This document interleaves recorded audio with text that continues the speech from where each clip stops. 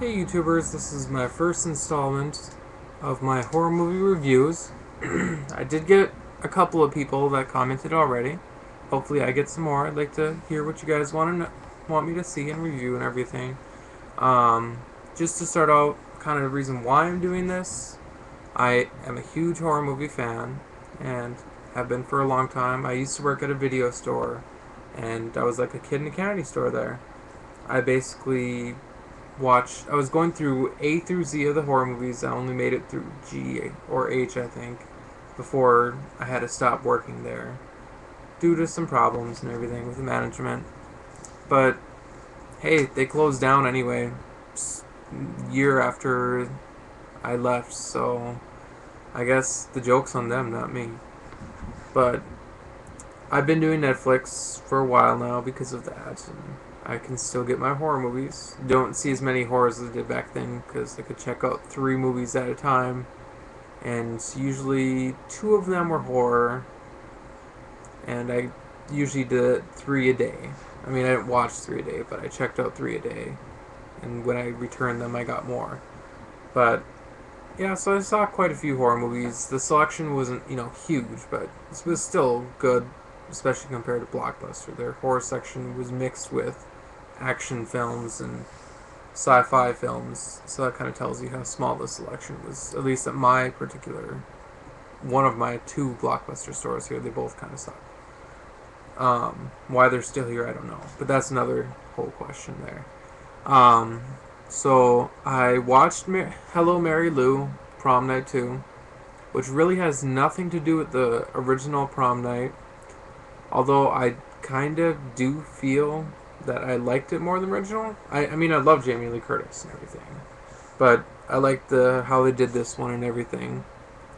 I guess I'd give it an 8.5 out of 10. I couldn't quite say a 9, but I liked it a lot.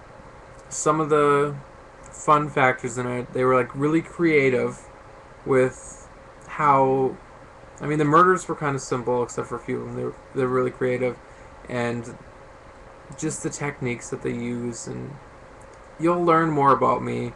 I don't like a lot of CGI effects. I like how the people used to do more of like little tricks and everything.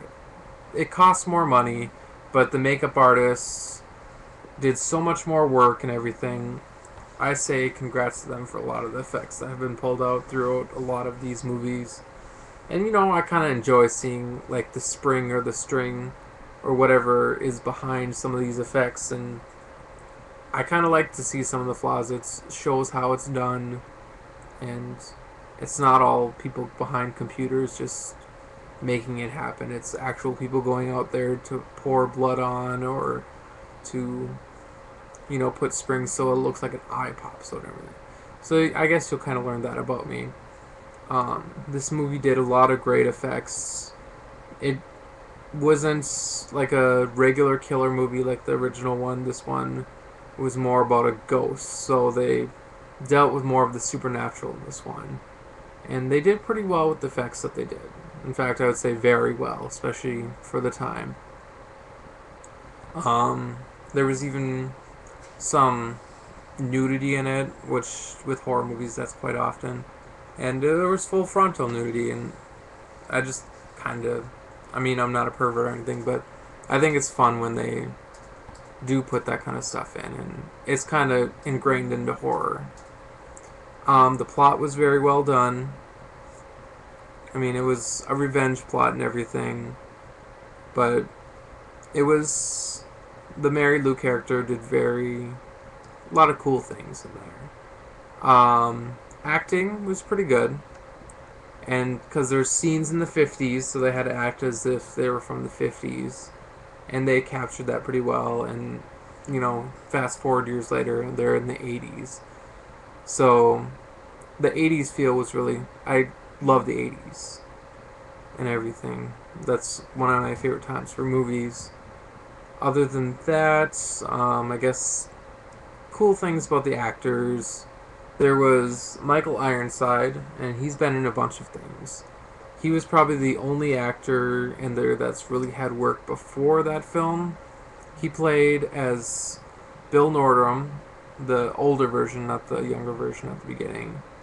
And he's known for like being Sam Fisher's voice in the Splinter Cell games, and he's also been in Total Recall, Machinist, Top Gun, and Starship Troopers, to name a few.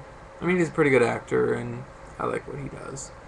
The other ones were kind of unknowns at the time. They've been in a few like TV spots or some little movie things, but they weren't like blockbuster movies or even theater stuff. They were made for TV. So there's Wendy Leone. She played as the main character, Vicky. After this, she's done stuff like voices for Sailor Moon. She was in a horror movie called Ka, which I saw a long time ago. I don't remember much about that one. Otherwise, that she did nothing before except for a few spots, and she's had quite a few like little roles after it. There was Luis Ferreira, I believe is how you pronounce his name. He played as Craig Nordham. He's probably the most known other than Michael Ironside. He's done a lot of movies like Shooter, Dawn of the Dead. He's been in Saw 4. But like the others, he wasn't known before. There was also Lisa Schrag. She played as Mary Lou, and really nothing before, not much after, except for she was in Na, which is Food of the Gods Part 2, which I have not seen Part 2, but I loved the first one and can't find it on Netflix or anything. Some other things. Rotten Tomatoes gave it a 38%. IMDb gave it a 4.9 stars. And Netflix gave it a solid 3 stars. And that's a 4.9 out of 10, by the way, and 3 stars out of 5. And like I said 8.5. It's very different what they said. I think this is a hidden gem that many people probably haven't seen, or it was just very unappreciated for its time and everything. And I did enjoy it. I also had a person question about some of the violence and gore and stuff and trends. Here's his question. I think your opinion on the recent phenomenon of violence and gore as horror would be interesting to hear. I assume you've watched one of the Saw movies, and I was wondering your opinion on the growing distinction between psychological horror and the simple gore-tacular movies. Kind of going with that. With the gore-tacular movies, I'm not sure if he's talking about what I call the genre as torture porn. And that's basically kind of like Hostel or Turistas. Basically torture just for torture's sake, and basically I think people are probably getting off on seeing extremely realistic torture, gore. That's not really my style of movies, the torture gore. Saw actually has a plot. I think Hostel had a little one in there somewhere. I saw it a long time ago, don't remember much about it. I mean, if you want me to review it, I'll watch it and look more into it.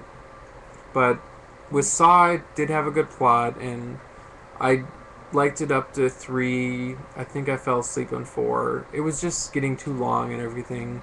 I loved the first 3, though. Or at least loved the first. The second was okay, and the third one was good. I didn't actually watch it to review, because it really wasn't a question asking me to review it. But psychological horror is one of my favorite genres of horror. And I think more of the foreign, like especially Asians, they do psychological horror very good. They don't show the gore. They're more the people that just kind of like get you up in the moment and then show the dead people.